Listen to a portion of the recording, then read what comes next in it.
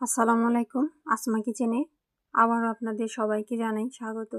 আশা করি আপনারা সবাই খুব ভালো আছেন। আজ আমি নিয়ে এলাম ঈদ স্পেশাল ফিরনি রেসিপি। আমি যেভাবে আপনাদের রেসিপিটা তৈরি করে দেখাবো, আপনাদের বাসার সবাই চেটেপুটে খাবে। আপনারা যে কোনো অনুষ্ঠানে তৈরি করে খেতে পারেন, সবার কাছেই খেতে খুব ভালো লাগবে। আর দোকান থেকে ফিরনি মিক্স কিনে আনতে হবে না, বাসার উপকরণ দিয়েই তৈরি করে খেতে পারবেন। আশা করি আমার রেসিপিটা আপনারা প্রথম থেকে শেষ পর্যন্ত দেখবেন।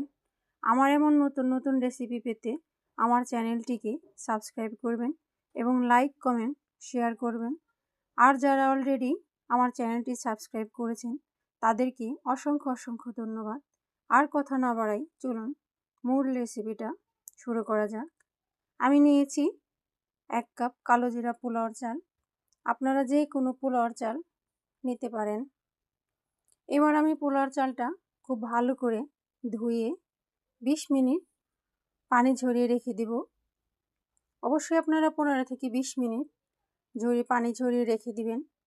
তাতে পোলাওর চালটা সফট হবে, তাড়াতাড়ি সিদ্ধ হবে, ফিরনিটা খুব ভালো হবে। দেখুন, পানিটা ঝরিয়ে রেখেছি আমি। এবার আমি নিয়েছি 2 লিটার দুধ। দুধটা আমি খুব ঘন করে জ্বালিয়ে নিয়েছি, 1 লিটার করে নিয়েছি। দুধটা বলক এসে গেছে।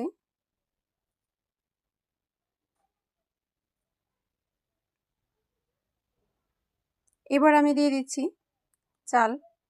চালটা দিয়ে দিলাম। এবার নেড়ে নিব।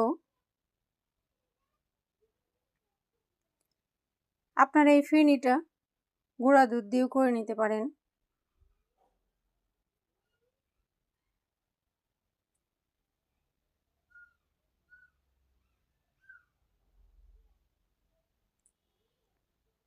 আমি এবার অনবরত নেড়ে নেব, তাছাড়া নিচে লেগে যেতে পারে।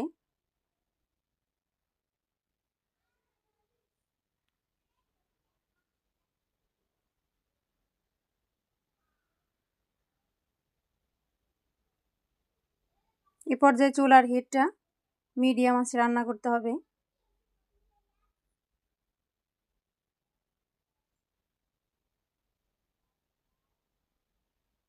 এবার আমি দিয়ে দিলাম 2টো তেজপাতা। তেজপাতাটা আমি চিড়ে দিয়েছি। 4টা এলাচ দিলাম, এতে ফ্লেভারটা খুব ভালো আসবে। আমি নেড়ে নিচ্ছি।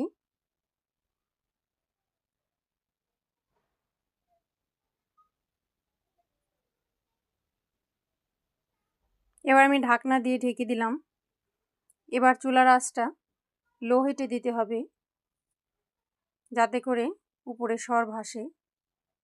দেখুন, উপরে সর ভাসছে। আমি সরটা আলতোভাবে ভেঙে দিলাম, যাতে ফিরনির সাথে মিশে থাকে, খেতে ভালো লাগে।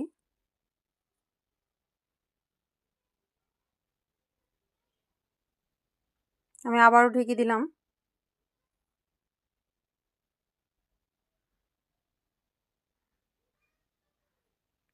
দেখুন, এবারও সরটা ভেসে উঠছে।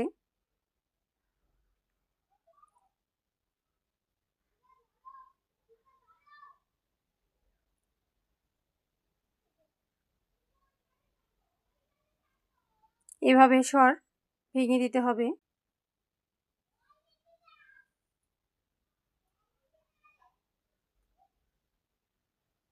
আমি সরটা ভেঙে দিলাম।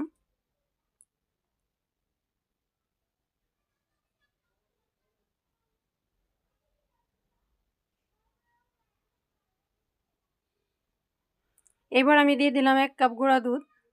এতে দুধটা দিলে ভালো হয়, আরও ফিরনিটা ঘন হবে, খেতেও ভালো লাগবে, টেস্ট ভালো আসবে।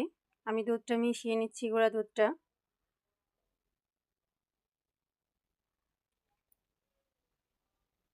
আমি গুঁড়া দুধের সাথে 1 টেবিল চামচ ঘিও দিয়েছিলাম, এতে ফ্লেভার যাতে ভালো আসে। দেখুন,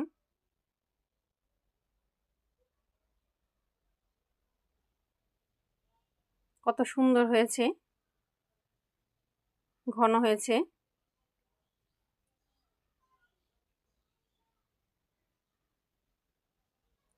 এবার আমি দিয়ে দিব চিনি। আমি স্বাস্থ্যের কথা চিন্তা করেই লাল চিনিটা দিয়েছি। রাইস চামচের 2 চামচ চিনি দিয়েছি, আপনারা কম বেশি দিতে পারেন। আর দুধটা ঘন হয়েছে, গুঁড়া দুধ দিয়েছি, এমনিতে অনেকটা মিষ্টি লাগবে, এই জন্য 2 চামচ চিনি আমি দিয়ে দিলাম।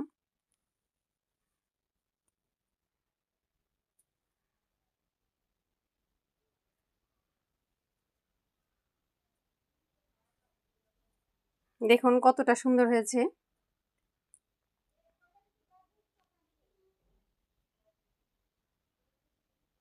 এবার আমি কিশমিশ দিয়ে দিচ্ছি, কিছু বাদাম দিয়ে দিব।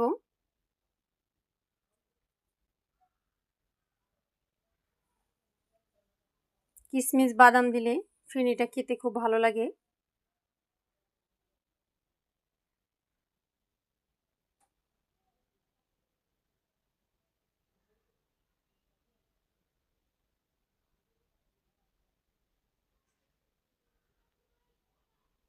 দেখুন দেখতে কত সুন্দর লাগছে।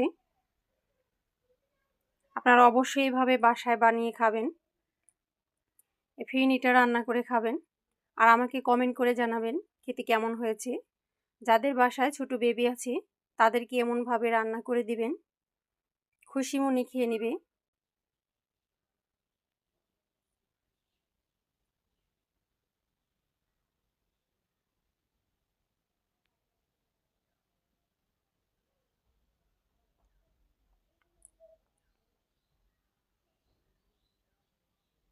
একেবারে পারফেক্ট হয়েছে, খেতে খুবই ভালো লাগবে।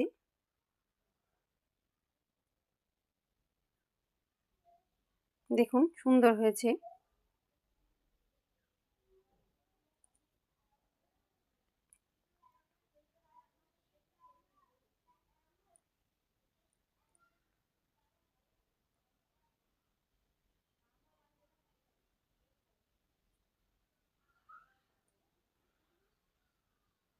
একবার এই পায়েস খেলে বারবার খেতে চাইবে সবাই।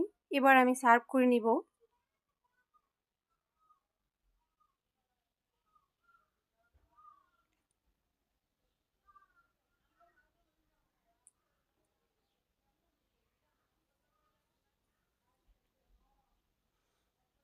এবার আমি দিয়ে দিচ্ছি বাদাম, দিয়ে দিব কিশমিশ।